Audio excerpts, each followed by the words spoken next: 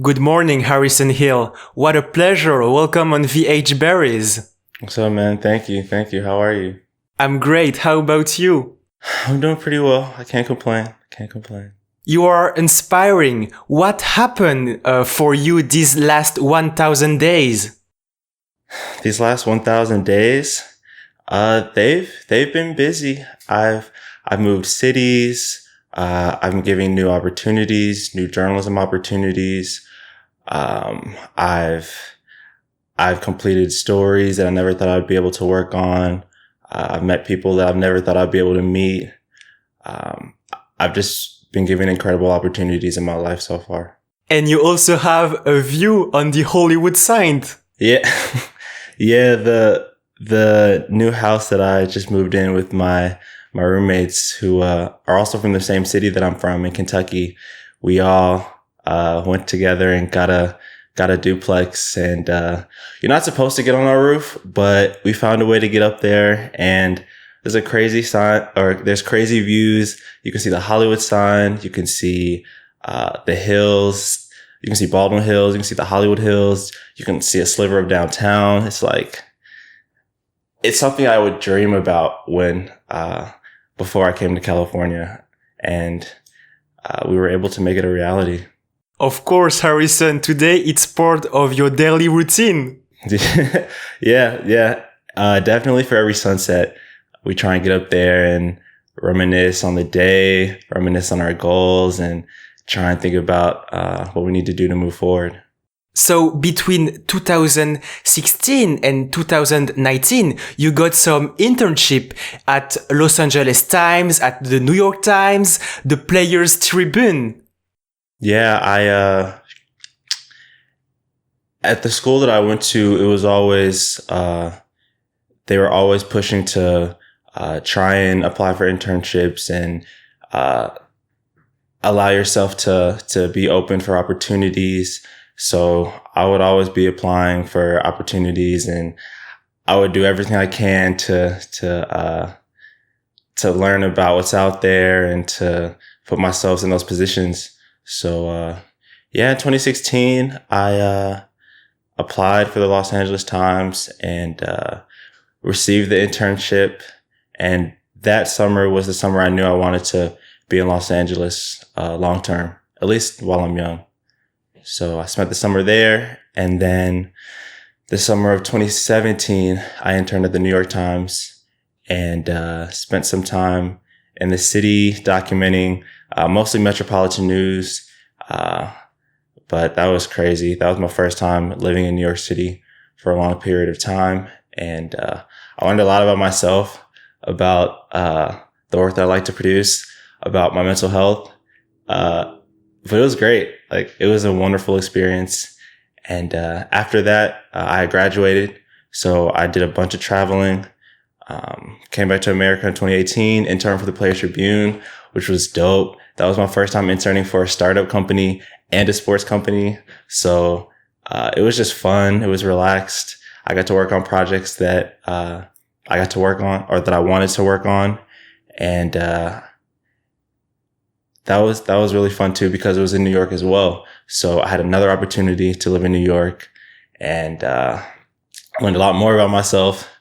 And I was there for 6 months, and that's when I started applying for jobs. And you also went in Paris, so speaking French is now part of your skills. Yeah, but I'm losing it day by day, man. I love the language, and I always grew up dreaming about studying art in France, because in school I just learned that art was always so tied to French culture, and it was something that was interesting to me for, I don't know what reason, but I was just so interested in learning French. It was my minor in college, and when I graduated, I decided to move to France, study the language for 6 months, hang out, and that's what I was able to do.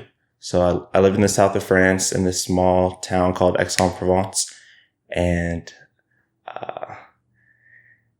I just studied French in the mornings. I would climb Mount Saint Victoire in the afternoon, which is the mountain in the town that I was in, and just eat good food throughout the entire day. So it was nice because I never had to worry. Like, I didn't have to, there was no work that I had to do. No one was checking up on me. Like, it was just a nice calm before the storm of being in a full-time position. And in March of this new year, you are going to celebrate your second anniversary working in this US daily middle market newspaper called USA Today. Yeah. March will be 2 years at USA Today, and it's flying by. I still feel like a college kid sometimes, just figuring myself out, figuring out, how I can be the best shooter I can be and the best journalist I can be. But March will be 2 years at USA Today. Yeah, in the West Coast branch in Los Angeles.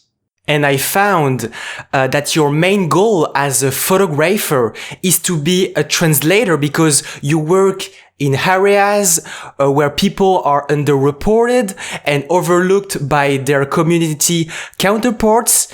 And by taking pictures, you break the stereotypes and shed lights on people that makes up these communities. Yeah. I just feel like I'm a messenger. There's tons of stories and issues in the world that people know about and some that people don't know about. And I just feel like it's my job to tell stories, tell character-driven stories about these issues that audiences can relate to and understand. And so my only thought process behind it is doing the best job I can of giving people the knowledge on what's going on in the real world and giving them just communicating the authenticity of what life really is, because there's so many different perspectives of life. And, as individuals, you only get to see your perspective. So I think it's so interesting to show people all of those different perspectives of life. And you really come to find out that, like, all these different perspectives aren't too far off from your perspective. So it's cool. If I understood correctly, Harrison Hill, you mean that you want to establish a more progressive state in California right now? I want to make sure I'm communicating communicating what's going on in the West Coast as it relates to national news and how it's affecting the communities on the West Coast as well, and the people that live in those communities day in and day out, because they're the ones that make up this country, and they're the ones that are being affected by the decisions that are being made nationally, whether good or bad. If we think of it more deeply, everything can be linked in an implicit manner to politics. So each pictures you are taking enhance a message. So do you consider yourself doing politics when you are taking pictures? Because, for example, when you are taking photos of a Migos show, a rap trio from Atlanta, music contains political messages. Yeah, that is true. I feel like there's politics in everything. But I try not to mix politics with the work that I do, because I don't want to feel like I'm a politician or in politics in any way. I just want to feel like I'm a storyteller, and that's truly what I think that I am and what I do. So I just feel like I'm a storyteller more so, and take that mindset with me with the stories I tell and the people I meet and the projects that I work on. I just look at it from a storytelling standpoint and from the viewpoint of a messenger, like a mailman. I guess you weren't moving when the Migos were performing on stage. Otherwise, your photo would be blurred. Yeah, that was a fun night covering the Migos. I was still in college. I didn't even really listen to the Migos. The Migos weren't even that hot back then. Offset wasn't even free. He was still in jail at that point. So there were only 2 Migos that came to our school for the concert. They came hours late. Everyone was tired by the end, but they came, got on stage. I was able to be on stage as well for the concert, and got to take a few photos of them. And it was cool because I had my film camera with me as well, and I was able to get some really nice film images that are pretty timeless to me. So that was a pretty monumental shoot for me growing up. And there's also something you've been doing longer than photography. I want to talk about your involvement in volunteering since 2009. Yeah.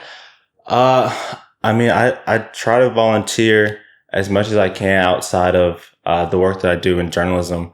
But I feel like that allows me to spend more time giving back in a different way.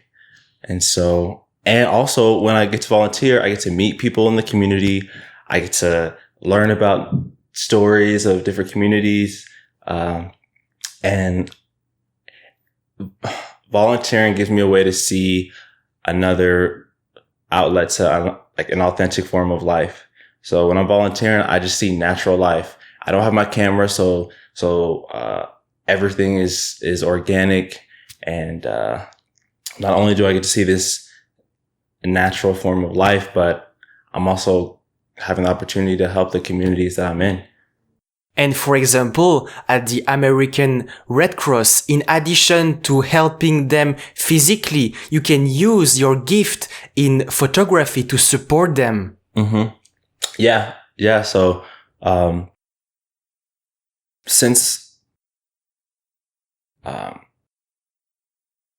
when I have the opportunities to work at the Red Cross, even though I'm doing volunteer work, I'm almost researching and plotting for projects that I can tell of the communities that I'm in, and when I'm there, I get to meet people who have interesting stories, and sometimes projects come out of that, and when that happens, that's pretty special too. And Harrison Hill, one of your work that really surprised me was the construction workers taking a break to watch Formula E. This is a different angle I would never thought of. Yeah, that was one of the first times I got to shoot a Formula E event, which is like Formula One, just with electric vehicles. And it was in New York City, and the track was built in this just in this space, but it was like in the middle of like it almost looked like a shipyard. They just built this track, and I go there, and in the track you're close up to the vehicles, which is cool. But I was thinking, dang, I want to get a really high angle, like a really wide scene setting angle. How the heck am I going to do this? So I just remember looking up, seeing what I could see, where I could get high. And there was some construction going on right outside of the track. So before the main race started, I took a risk, left the stadium, went to where the construction workers were, climbed up the ladder, met the construction workers face to face, explained what I was doing. And they're like, yeah, you can hang out with us. This is cool to us. We're just sitting here watching, like, hang out with this. They were like drinking beers and had snacks. They're like, you want a beer? I'm like, all right, cool. No, y'all just do your thing. I'm gonna just photograph. So yeah, I was able to get that shot. And it was cool because you were able to see that event from the perspective of these construction workers, rather than from the perspective of what most people see. So you mean, Harrison, that these construction workers had the best seat for free? Yeah, no lie. They had the best seat in the house, and no one even knew. And they didn't even have to buy a ticket because they were outside the stadium. So that was really cool. They definitely had the best seat in the house. So for this work concerning the Formula E, you were alone, but you also did work with a lot of co-workers. For example, a word called the migrants. I counted 27 photographers and reporters, including you. Yeah, the migrants was the biggest project that I've worked on in my life. And it was a network-wide project. So photographers and reporters from across the nation who worked for USA Today came together to develop this project on the journey that migrants make from their countries in South America to the border and into America, and what that journey is like. So we had reporters and photographers set up all the way from El Salvador and Guatemala, tons of countries in South America, all the way up into Los Angeles, which is where I was stationed. And so we all documented the individual journeys that happened in those specific areas, all the way up into the immigration courtroom in California, where these migrants are trying to become citizens, essentially.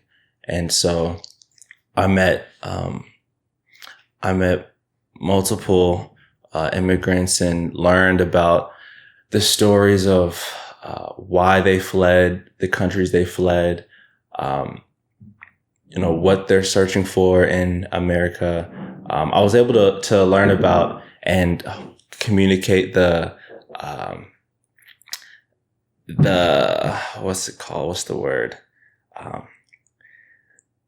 There's just a lot of struggle going on in these countries, and a lot of Americans don't necessarily realize that. So it really helped put a perspective on why these migrants are making the decisions that they're making and putting their lives on the line to make this journey for freedom, essentially. That's fascinating because you have, as a photojournalist, this ability to adapt very quickly to new environment. For example, when you are covering college ROTC cadets or the sumo world champion Ulan Bayar. Yeah, it's the thing I love most about photojournalism is that every day you're placed in a completely different environment than the one you were in the last day. So you have to learn to adapt to the new habitat that you're in order to make the subjects that you're recording feel comfortable. Because when they feel comfortable, then they don't necessarily think about you when you're documenting them. So they're able to live their life as organically as they can. So it's interesting to be in these environments, and it's a blessing to see all these different things. But at the same time, having this opportunity to see one thing this day and see something completely different the next day, that comes with a big task. And I just do my best to complete that task. And what is the backstory concerning the story of the sumo? Because you were so close to him, before his fight, after, with his family. Yeah, that was a project I worked on at the Players Tribune, the sports startup in New York. My bosses were like, yo, we want you to work on one cool project while you're here. Like, do whatever you want, research, figure it out and make it happen. So I'm like, all right, bet. So I did my research and I wanted to find a weird sport, something I never really knew about, something I didn't have a lot of knowledge on, which are the things that I like covering the most. And so I learned about sumo wrestling. I actually researched, and there was a sumo event in New York.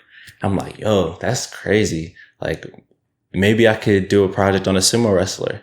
So I got in contact with the U.S. Sumo Association, and they were able to put me in contact with Biamba, the sumo wrestler that I was able to photograph. And upon meeting him, I realized that he was preparing for this national sumo tournament.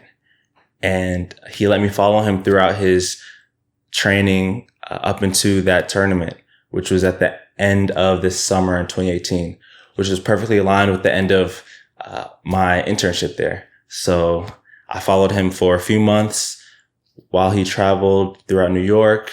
I got to go to California and cover the USA Sumo National Championships. So I got to travel a little bit. I got to meet his family. He had just had a son, and I allowed myself to be open with him, and I feel like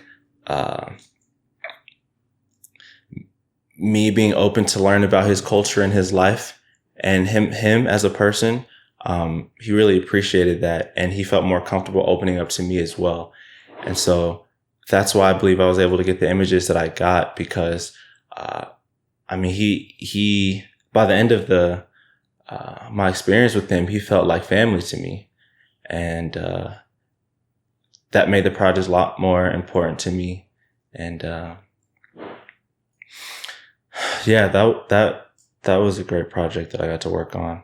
So, moreover, this is not someone you want to fight. Nah, that was never a topic of conversation. I was never gonna get in the ring. I was never gonna do anything like that. But no, I definitely respect what they do, because it's not easy, and it takes a lot of body control. It takes a lot of strength. It takes a lot of flexibility. These guys are crazy flexible, and you would never know. Like, Biamba could do the splits. He was crazy flexible, because you have to when you sumo wrestle.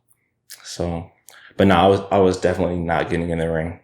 I assume that you had taken some lunch with him and his family. Yeah, I would be with him for days at a time, or a full day at a time. So in that, I would go with him to the Chinese market, and we get food, or he would get food, and he would hang out with his wife.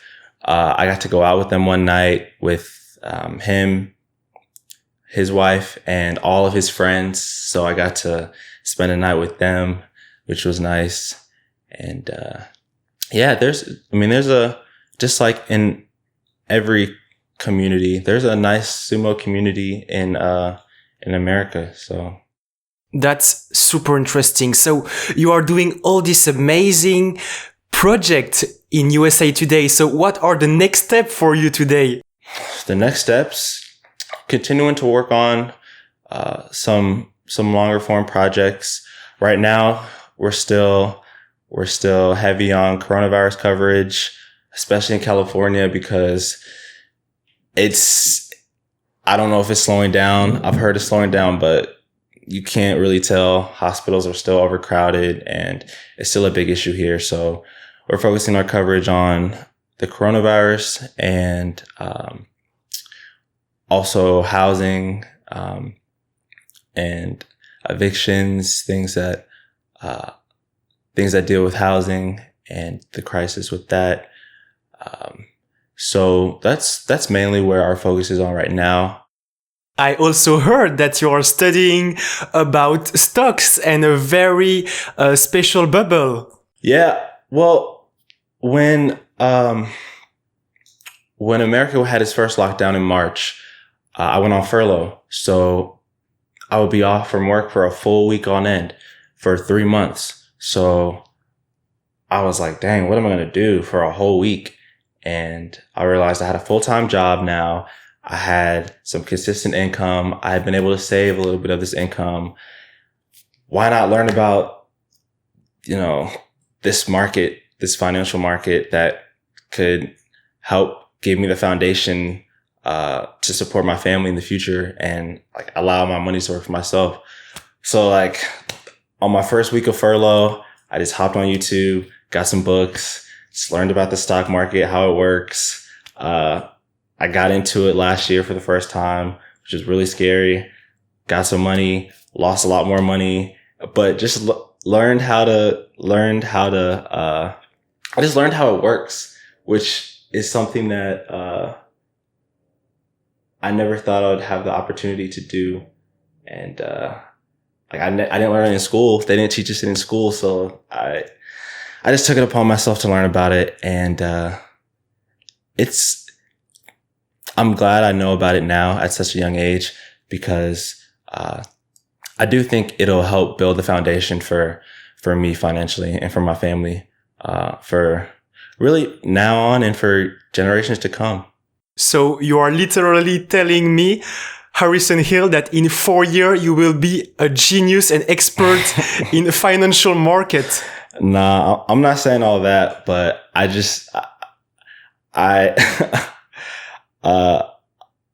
I'll have some assets in the market, but it's not going to be too crazy. I'm not going to get into it like that. I just want to be able to have some positions in some stocks and not look at it for 30 years. But like, that's all I care about. And Harrison, right now, this is a Sunday morning with a beautiful sun, I guess. What are you going to do today? Today I'm actually going to build a cyc wall. I'm going to try and build a cyc wall in our garage. I've been trying actually for the past like couple weeks now.